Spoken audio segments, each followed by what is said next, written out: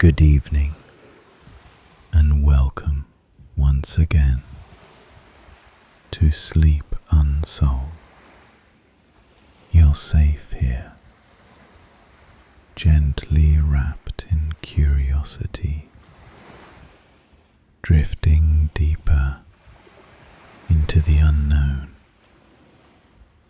Tonight, we set our course for the windswept waters of Scotland's far northwest. A remote place, a quiet place. The Flannan Isles. Tiny dots of stone and grass, lost in the North Atlantic.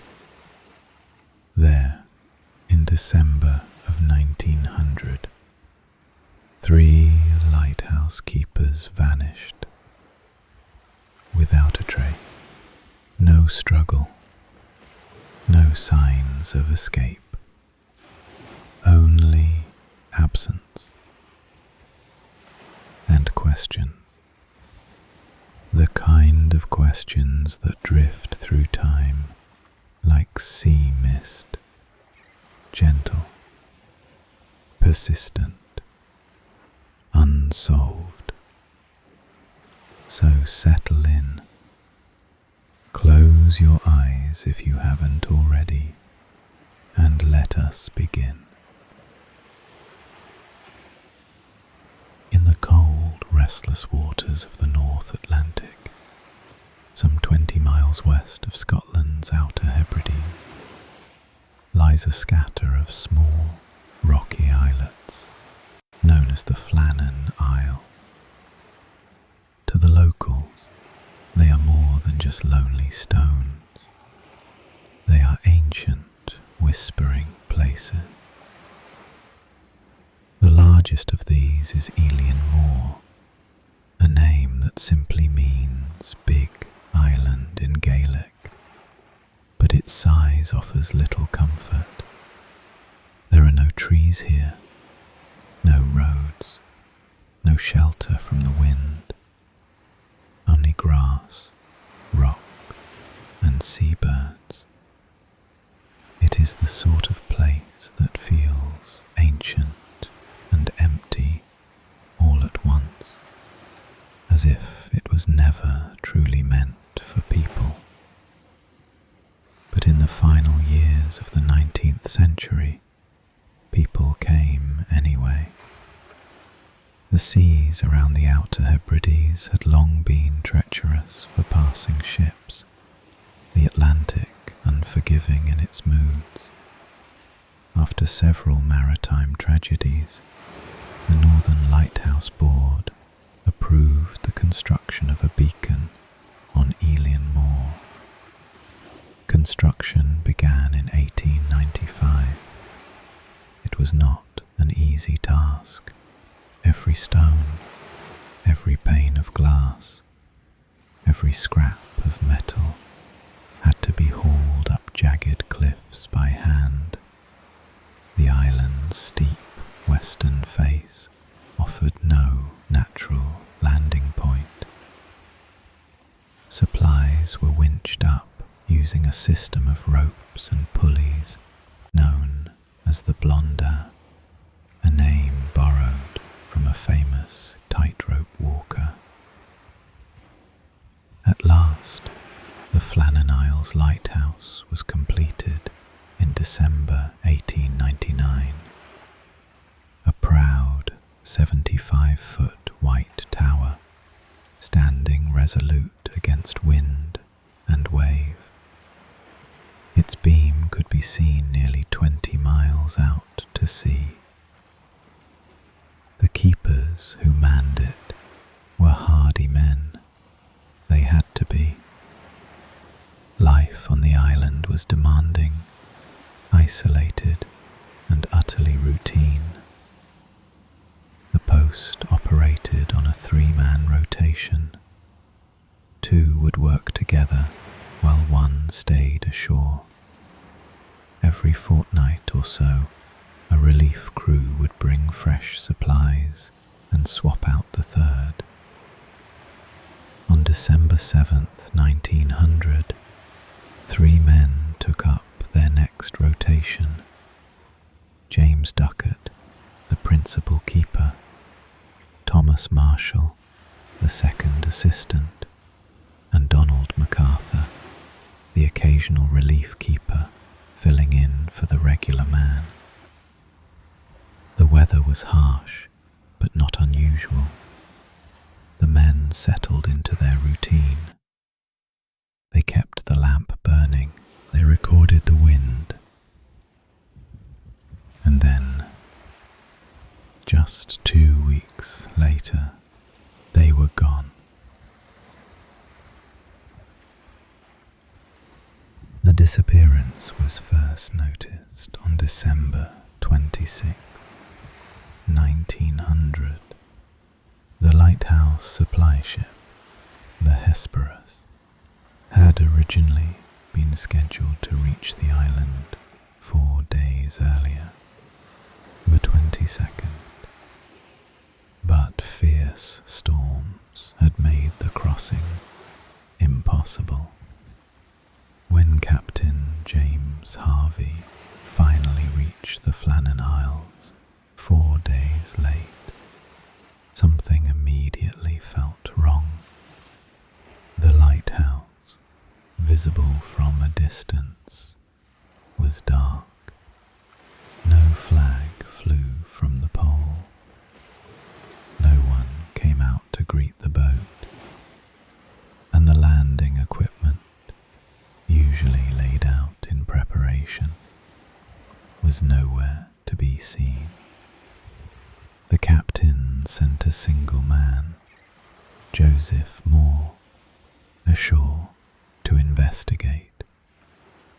Moore climbed the familiar stairs, slowly approaching the structure in the damp December air. He had visited the island many times before, but this time the silence unsettled him.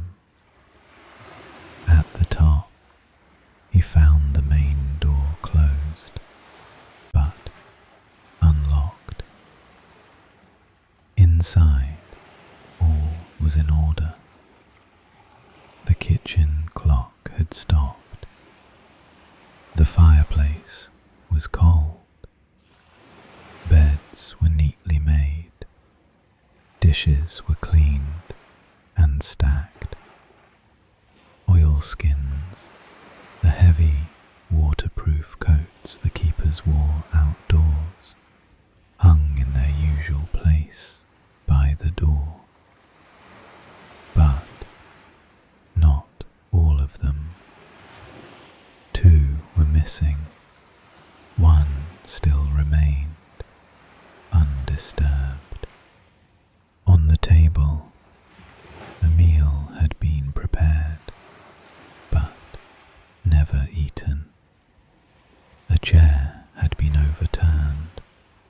Most curiously, the lighthouse log, usually meticulous in its daily entries, offered no insight. The last official entry was dated December 13th. After that, nothing. Additional crew from the Hesperus joined the search. They combed every room, every storeroom, every corner of the island. The cliffs were checked for signs of a fall. The Blondin, the rope and pulley system used to haul cargo, appeared damaged, but not freshly. Not a single trace of the men could be found. No bodies, no footprints, no signs of struggle. The lighthouse stood in perfect silence, as if frozen in time. Captain Harvey later wrote a detailed report. noting the complete absence of clues. He appointed temporary replacements to tend the light, and the Hesperus returned to the mainland. Word of the disappearance spread quickly. Newspapers speculated, and the public wondered, how could three experienced men vanish from a remote island with no one watching and nothing left behind but stillness? The Flannan Isles, it seemed, had quietly taken them back. Quiet left behind. Speculation took root. Some of the earliest theories pointed to the sea itself. The west side of Island Moor is steep, jagged, and dangerously exposed. A rogue wave, massive and sudden, could have pulled the men into the ocean. It's a compelling theory. The island had a history of violent swells. Equipment along the west landing platform was damaged, and loose ropes had been reported earlier in the log. Perhaps two of the men went out to secure the gear. The third, noticing trouble from inside, rushed out without his coat, and all were swept away. But this too is guesswork. Another theory suggests infighting. The logbook, now lost, was rumoured to contain strange entries in its final days. One report claimed the men had been unusually quiet, even fearful. An argument, a tragic fall. Still, these reports are based on copies. The original log disappeared, and its most peculiar contents may never have existed at all. There were whispers, too, of the supernatural. The Flannan Isles were once considered sacred. Ancient ruins, called the chapel, still remain near the lighthouse.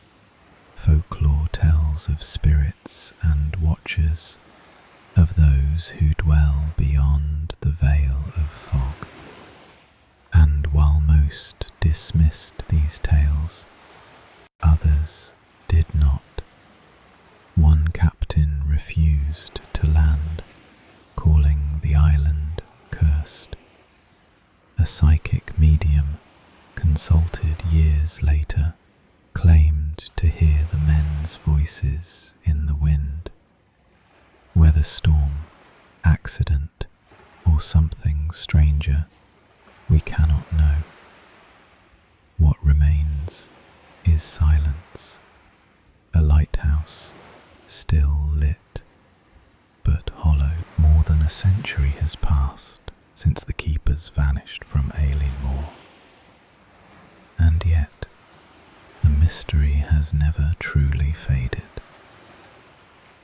The lighthouse still stands, automated now. It requires no keepers, only quiet maintenance.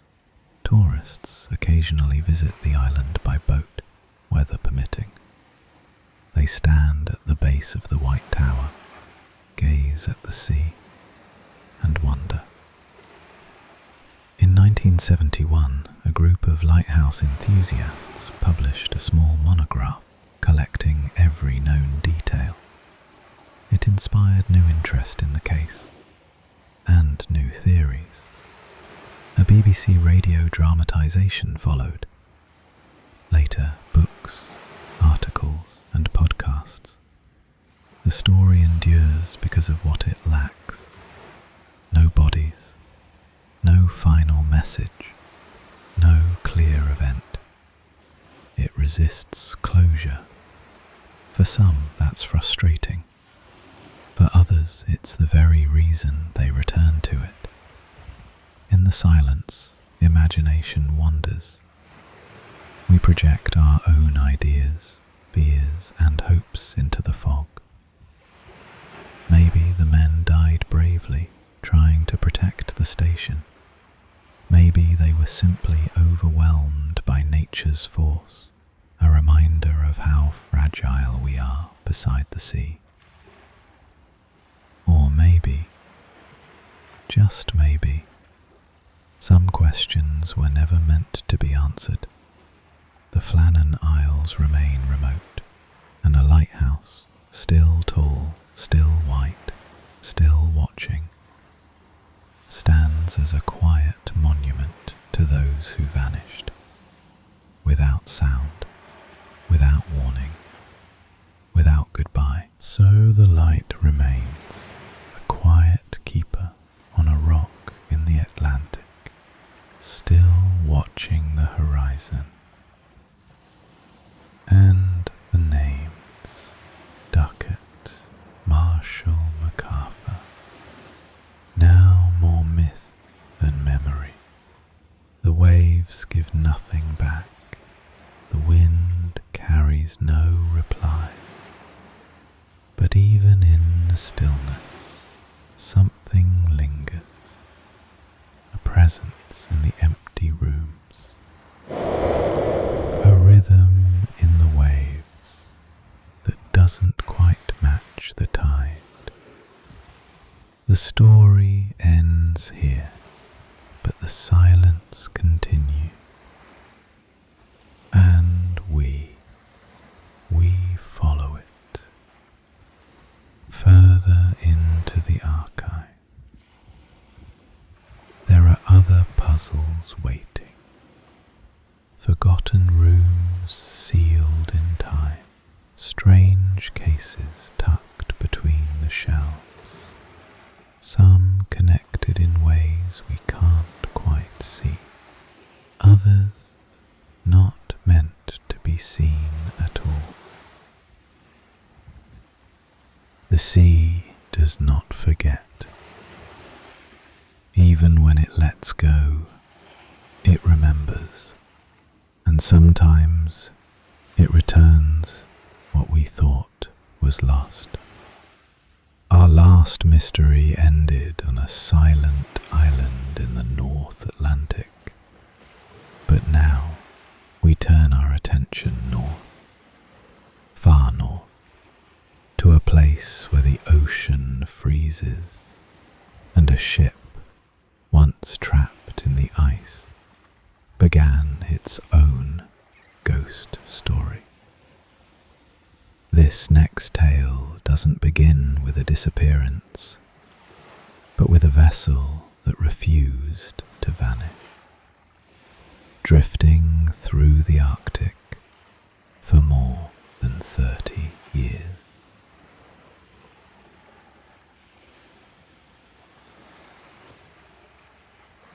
Two weeks after the Baychimo vanished, she was found again. A local Inuit hunter spotted her drifting, surrounded by broken ice. Remarkably, she was intact. The remaining crew rushed to the location and managed to board her, but the ship was badly iced in again, and the weather was deteriorating quickly. After retrieving valuable cargo, the Hudson's Bay Company made a difficult decision. The Baychimo was too dangerous to salvage. They abandoned her, not with ceremony, not with goodbye. They left her to the Arctic, assuming she would sink with the spring thaw. But she didn't. Months later, she was sighted again, drifting, still afloat. Over the years that followed, the Baychimo became something of a legend. In 1932, she was seen near the shores of Alaska. In 1933, a group of Inuit hunters boarded her during calm weather. They found her eerily preserved, her cabins empty, her cargo gone, but everything else untouched. In 1935, she was boarded again, this time by a crew hoping to claim salvage rights. But a storm rolled in quickly, and they were forced to flee. As they turned to leave, one man glanced back. The ship was already fading into the fog, her outline swallowed by snow. Again and again the Baychimo returned, sometimes weeks apart, sometimes years, always alone. In 1939 she was spotted drifting with her hull listing slightly, as if leaning into the cold, her decks iced over, her wheelhouse empty. She was called many things: the Arctic Ghost, the Phantom Freighter. But no matter what they called her, she never stayed. She always drifted on. For decades, the Baychimo remained a mystery that moved. Sightings were sporadic. She would vanish for years, then reappear without warning. No one could predict her path. Some tried theories emerged, from meteorologists, sailors, and Arctic researchers. Most believed she was simply carried by the drift ice, shifting with the seasons, kept afloat by her sturdy hull and lucky currents. It made sense, in part, but the timing of her appearances was odd. She always seemed to show up near inhabited coasts, just long enough to be spotted, and then disappear again. Others speculated the ship wasn't drifting at all, but being seen again and again because people were looking for her. The mind, after all, can play tricks in snow and fog. Still, that doesn't explain the boarded landings, the photographs, the inventory records taken years apart. And so, inevitably, the story slipped into folklore. The Baychimo became a kind of ghost, not haunted, but haunting. A ship with no crew, no anchor, no master. Inuit elders told stories of the ship as a wandering spirit, a vessel that refused to be claimed.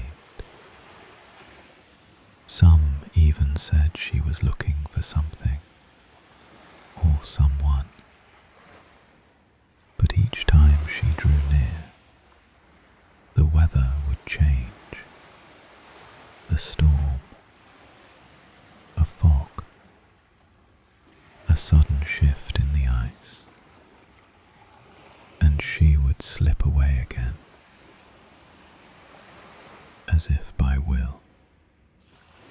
By the 1940s, few dared to approach her, not out of fear, but reverence.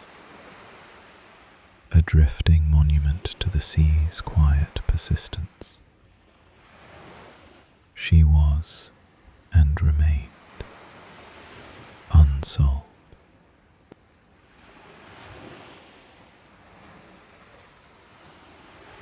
As the years went on, the Baychimo continued to drift, but the sightings became fewer. In 1962, she was seen again, intact, floating near the Beaufort Sea. Her steel hull was rusted, her masts bent, but she was still afloat. A Canadian Air Patrol locked her position.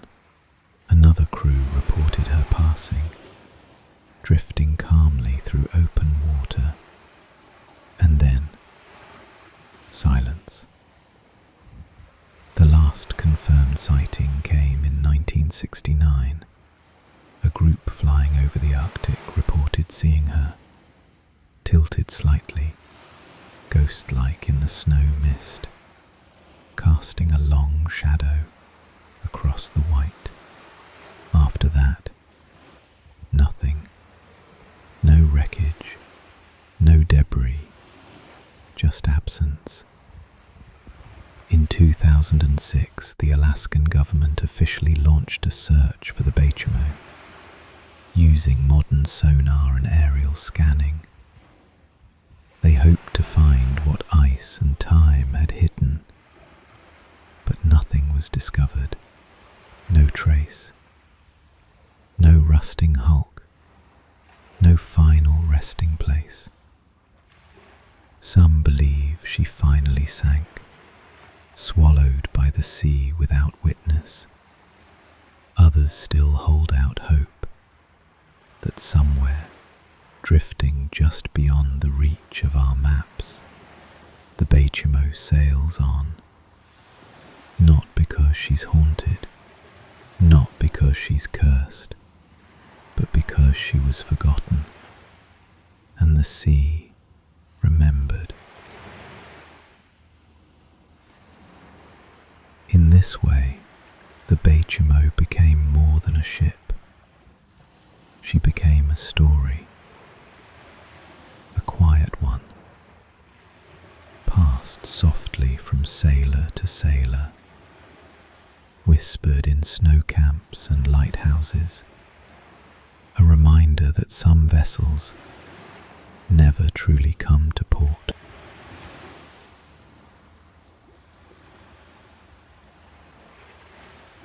Somewhere out there beneath ice, or drifting far beyond the last shipping lane, the Baychimo may still be waiting, not lost, simply adrift.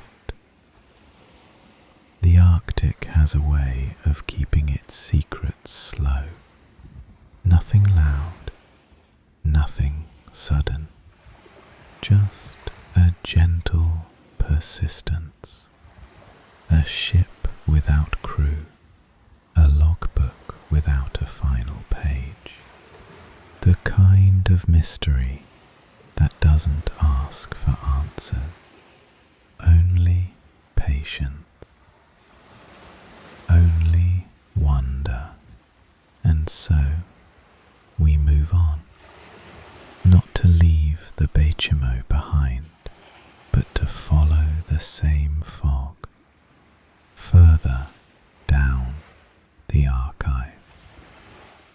Another file waits, different shoreline, same hush, a new story just beginning to stir.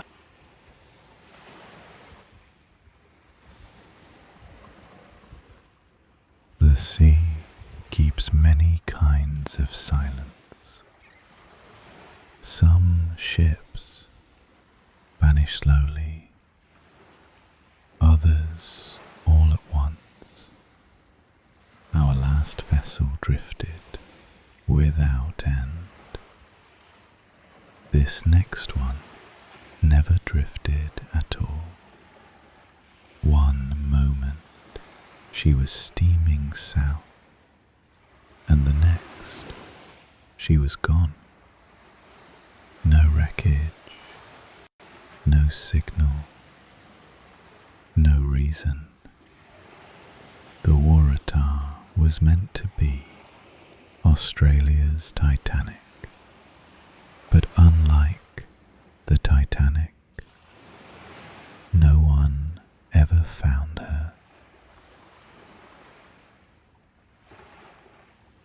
She was meant to be the pride of a new route, a steamship built not just for speed and cargo, but for luxury.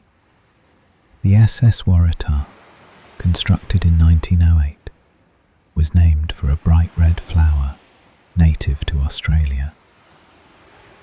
But she sailed into darker waters.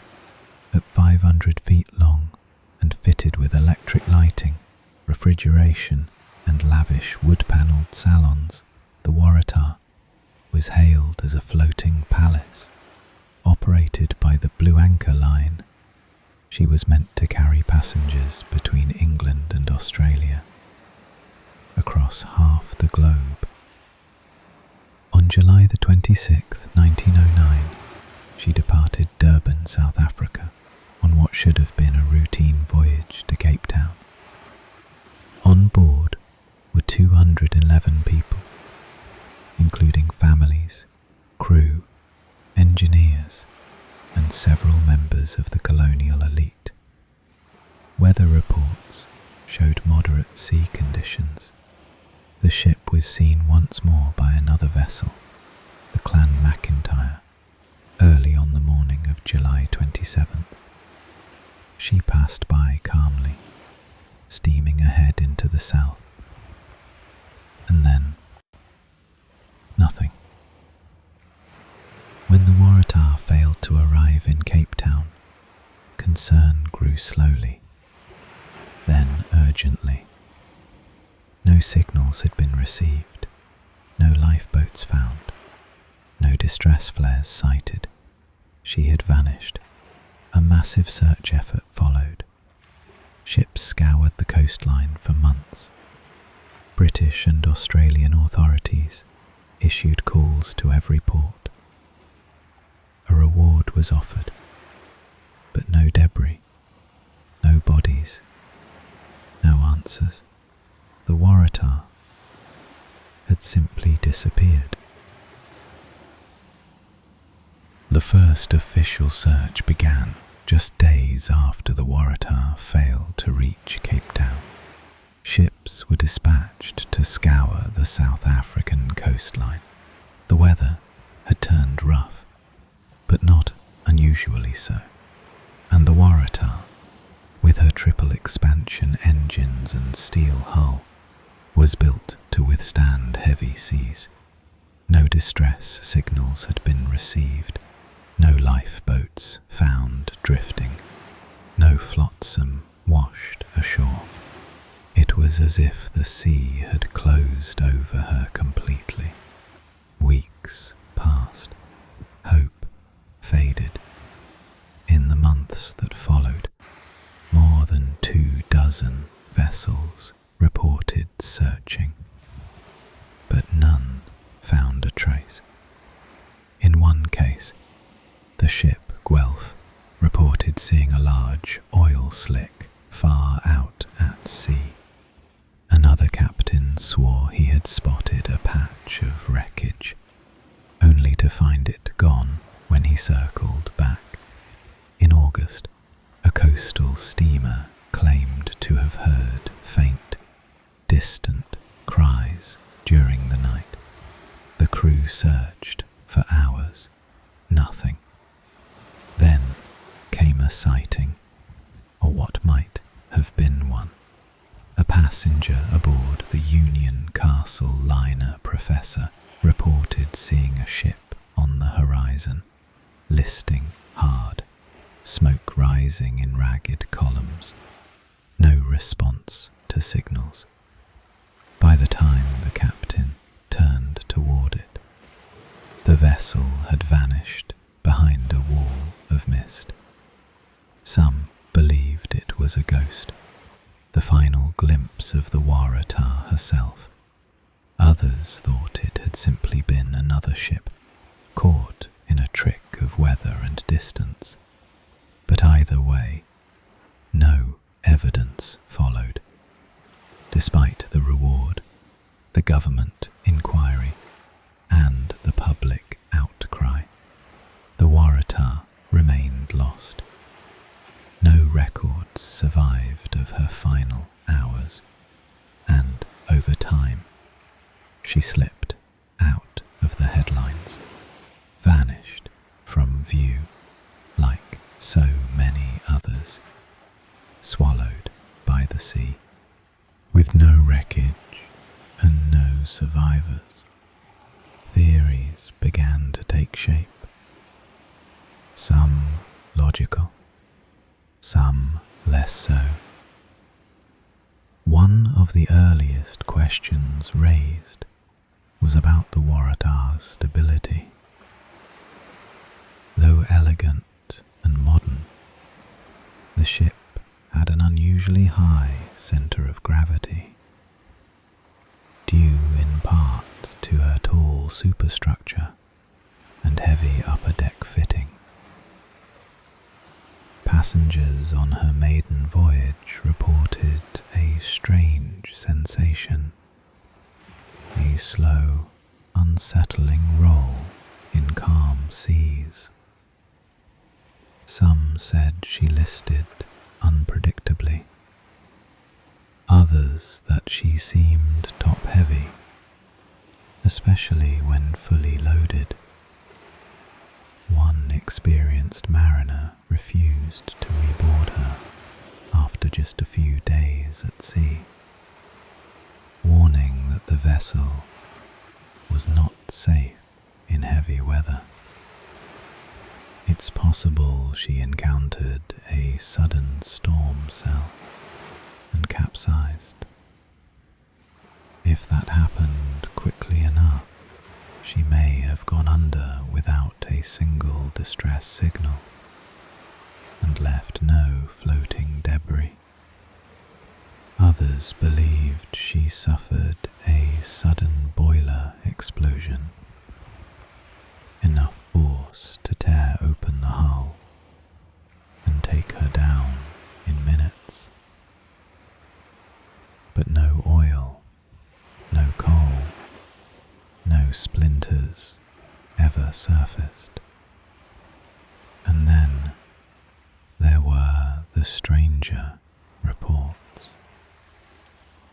A woman in London, a noted spiritualist, claimed to have seen the Waratah in a dream. She described the ship lying on her side beneath the sea, deep and unreachable. Her description matched parts of the Waratah's layout that had not been published at the time. Some dismissed it as coincidence. Others wondered. A few years later, a clairvoyant in Cape Town made a similar claim that the ship had sunk near a deep undersea canyon and would never be found. Whether by physics or premonition, the outcome remained the same. The Waratah had vanished with every trace of her. In the years that followed, the Waratah became more than a lost ship. She became an echo. Her name spoken in quiet tones among sailors and shipbuilders, a reminder that even modern vessels, even unsinkable ships, can vanish without ceremony. From the 1920s through the early 2000s, search efforts continued. Dozens of expeditions traced the coastline between Durban and Cape Town, using sonar, submersibles and aerial surveys. At least 4 vessels were identified as potential candidates, but none were the Waratah. In 1999, a team of South African researchers claimed to have located a wreck lying deep off the continental shelf. The depth over 1,000 feet. The conditions extreme. The ship never confound. The ocean, it seemed, had hidden her well. In recent years, there's been a quiet resurgence of interest, spurred by advances in underwater mapping and deep-sea scanning. Some believe she still lies out there, intact, in the cold, dark silence beyond the reach of sunlight. Others think the Waratah broke apart and settled in pieces, scattered across the seabed. Either way, the truth remains beneath the wave, and despite all our technology, the sea still keeps its oldest secrets. There are no headlines now, no fresh article, just the occasional mention, a name whispered through generations of maritime lore. A ship that vanished cleanly, completely, and left behind not a single sound. Somewhere along the southern coast of Africa, the ocean holds something it has never given back. A ship, a story, 190 passengers who never arrived and were never found. There are no markers, no ruins, no names carved in stone, only the sea and the silence where the Waratah once swam. We leave her now, still drifting in memory, still waiting in a place just beyond the last map line. But as before, another file waits to be opened, another quiet place, another strange sea, another story unsolved. The sea is never in a hurry. Sometimes it takes, and sometimes it gives something back. A ship, a fragment, a question wrapped in salt and sun. Our next story begins in the warm waters of the South Pacific, not with a storm, not with a wreck, but with a vessel still floating, unmanned, unmarked, unmoved, and the people who should have been aboard, gone. She was built in 1931, a 69-foot wooden yacht named the Joyita. Originally commissioned in Los Angeles as a luxury vessel, she was later repurposed for the US Navy during World War II, then sold again for civilian cargo transport in the South Pacific. By 1955, she was an aging but functional boat, running regular trips between the islands of Samoa. On October 3rd of that year, the Joyita departed from the port of Apia. Her route, a 270-mile journey to the Tokelau Islands, a straightforward voyage expected to last no more than 2 days. On board were 25 people, 16 passengers, 9 crew,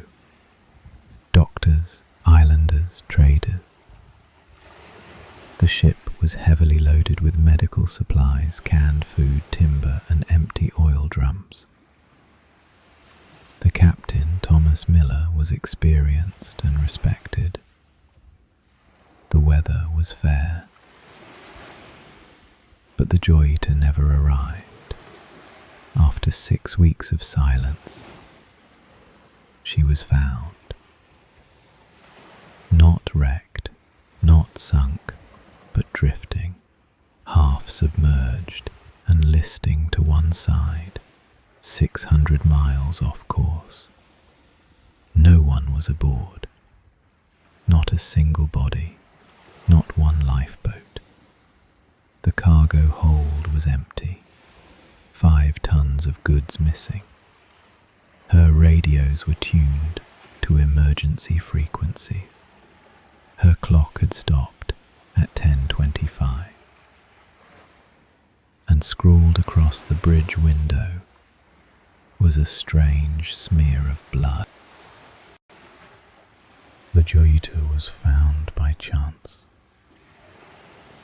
On November 10th, 1955, a passing merchant vessel spotted her drifting near the island of Vanuatu, far north of her intended route.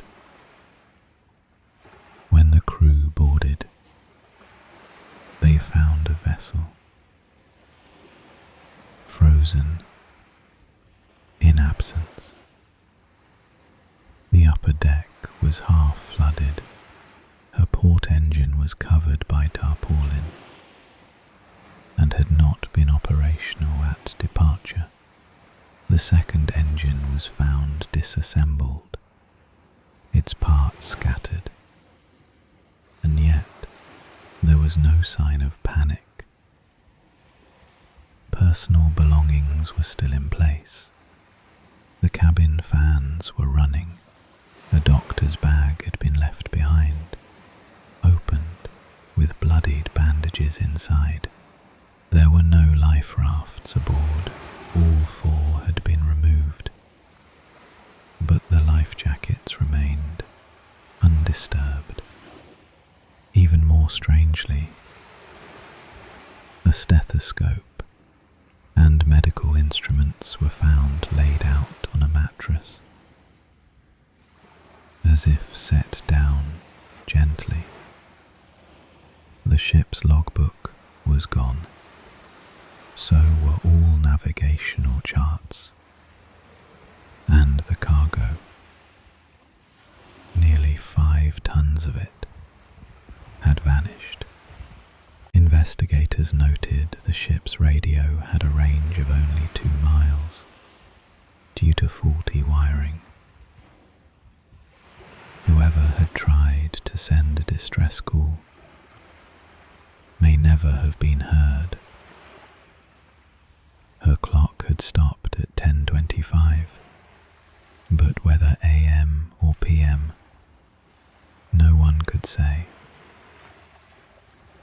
No diary, no notes. Just the still presence of something interrupted, something unfinished. There were no signs of a struggle.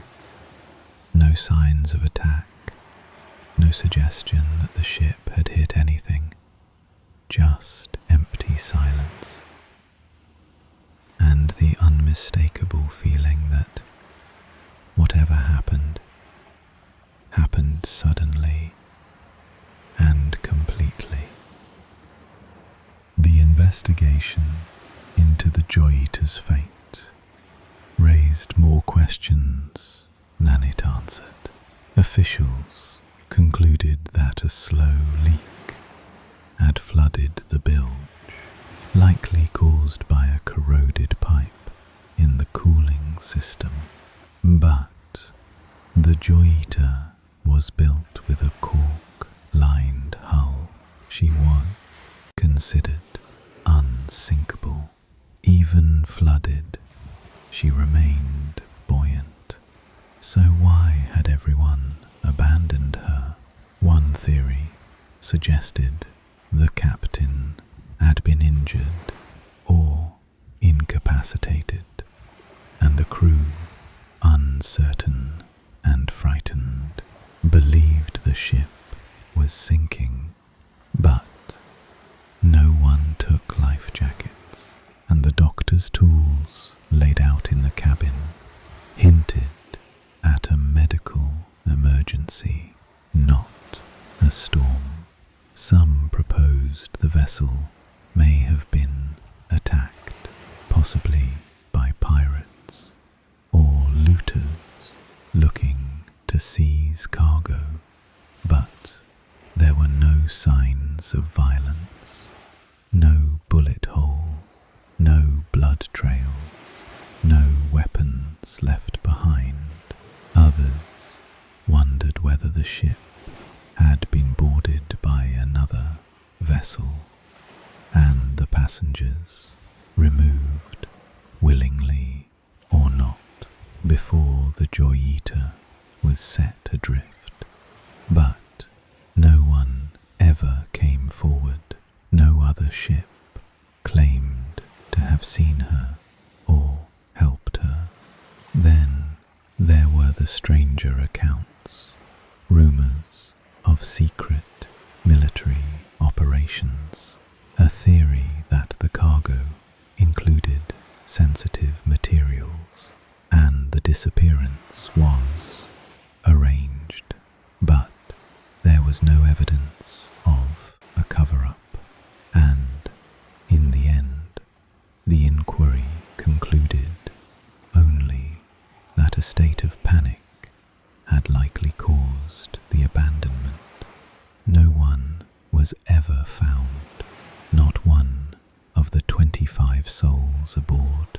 No bodies washed ashore, no lifeboats recovered, no answers offered. The sea, as always, kept what it took. The Joyita was eventually towed back to harbour, patched, repaired, sold again and again. But a legend never faded. The ship that didn't sink, that drifted for weeks, that carried no one. Her name became a quiet warning among islanders. Not a curse, just a presence. Something unspoken that still floats somewhere just offshore. The Pacific has its own language of currents, tides, and stories that never settle.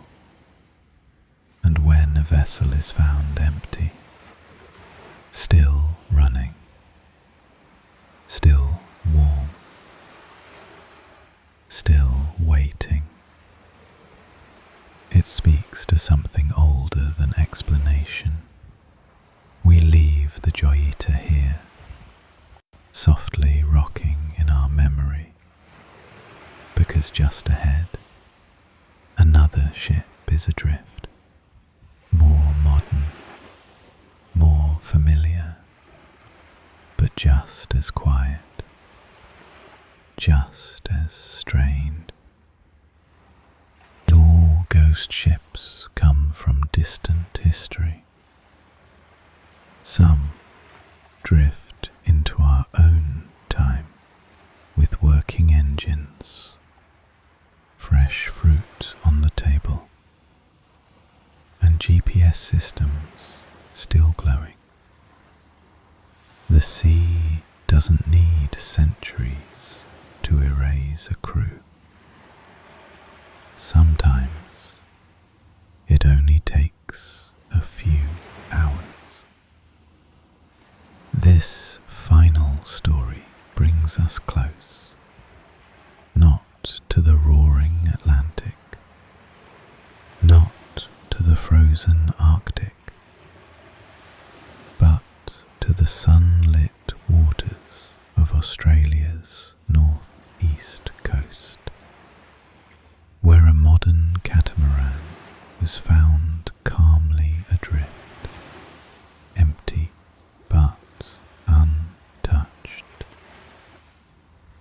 Kaz II was a 12-metre catamaran, clean, white and modern. She was equipped with twin engines, a full galley, a working radio and GPS.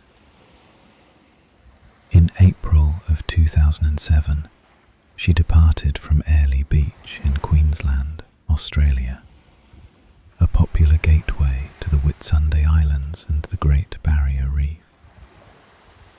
On board were 3 men: Derek Batten, aged 56, Peter Tunstead, 69, and his brother, James Tunstead, 63. All experienced sailors in their own way, though none were professionals. They were close friends, heading out on a well-planned coastal journey. Their route would take them north toward Townsville, hugging the coast. The weather was calm, winds light, seas gentle. They left on April 15th. On April 18th, just 3 days later, the Kaz II was spotted drifting near the outer reef. A helicopter crew noticed something unusual. The vessel was moving, but not in a controlled direction. There was no one visible aboard. A maritime crew was dispatched to investigate. What they found was strange. The catamaran's engines were running, the sails were raised, but torn and fluttering. The table was set. Plates of food remained half finished. A laptop was still open. A newspaper lay on the bench, dated April 15th. All 3 men were gone. No life jackets had been taken. The life raft was still attached. There were no signs of struggle. No damage to the hull. No water in the cabin. And the ship's GPS showed an eerily normal path until it didn't. As boarded the Kaz II, they expected an accident, but what they found felt too precise. Everything appeared normal, untouched. There were no signs of water damage, no fire, no broken equipment. The logbook stopped abruptly on April 15th, and the engine was still warm. Even more strangely, one of the vessel's ropes trailed into the water, as if something had recently been towed or tied down. A single fishing lure was found tangled in the rudder, and one of the fenders, used to keep boats from bumping docks, floated nearby, detached. But none of this explained where the men had gone. A search was launched immediately. Helicopters scanned the coastline. Navy vessels joined the effort. Dozens of square miles were covered in less than 48 hours. No trace. Not a hat. Not a shoe. Not a voice on the radio. The last people to see the crew were aboard another ship, the MV Joyita, which had passed them on the afternoon of April 15th. At that time, all 3 men appeared relaxed. One stood at the helm, another was sitting. A towel was draped over the rail. It was a picture of quiet routine. And yet, sometime after that sighting, all 3 men vanished. No radio call was made. No flare was seen, and no weather events were recorded strong enough to explain a sudden emergency. It was as if the boat had been paused, mid-moment, midday, and left drifting. With no signs of foul play, no distress signals, and no weather anomalies, theories soon filled the silence. One possibility: a man overboard, perhaps one of the crew, fell while fishing or adjusting the sail. The others may have tried to help, jumping in, tossing ropes. But in the confusion, the vessel kept moving. No one made it back aboard. It's plausible, but unlikely. These were 3 grown men, 2 of them experienced sailors. Could all 3 have miscalculated? Others pointed to the tangled fishing line. Maybe it fouled the propeller, and someone entered the water to fix it. But again, no signs of struggle. No clothing left behind. No blood, damage, or debris. The most chilling detail remains: how normal everything looked. Coffee cups on the table, food half-eaten, a laptop open, as if someone had just stood up. The life raft unused. All 3 men simply gone. Some theorized a sudden microburst, a fast, violent gust of wind that could knock someone overboard. But the weather log shows no such event. Others whispered stranger things, that the sea has its own way of choosing, that sometimes, even in the modern world, a moment unravels, and 3 lives vanish into air and water. No violence, no noise, just absence, like a breath held and never released. On night, we followed the quiet pull of the tide, from a lighthouse that watched but could not speak, to a ghost ship drifting through Arctic silence, to vessels lost in warm Pacific light, their decks still echoing with absence. All different, all the same, vanished but not forgotten. The sea does not sleep, but you can. Let the waves carry these stories deeper now. Let the names drift. Let the unanswered questions settle like silt, and let your thoughts soften like the mist that wraps each vanished ship. When you're ready, let go. I'll be here in the quiet, with more stories still waiting, in the dark, in the deep, in the unsolved.